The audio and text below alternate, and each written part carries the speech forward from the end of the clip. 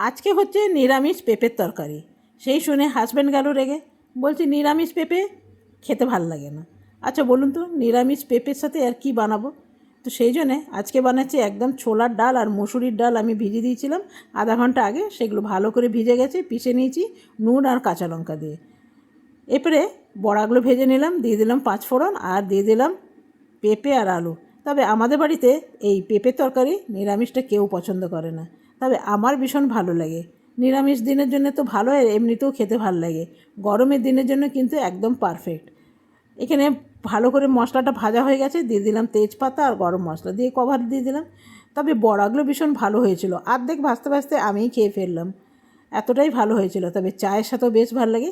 তো কিছুগুলো আমি দিলাম আর কিছুগুলো রেখে দিলাম, ভাতের সাথে খাবো, আর একটু রেখে দিলাম বিকেলে চায়ের সাথে খাবো। বুঝতে পারছেন এইটুকু বড়া কতগুলো ভাগ ভাগ হয়ে গেল, বড়াগুলো সুন্দর নরম হয়েছে।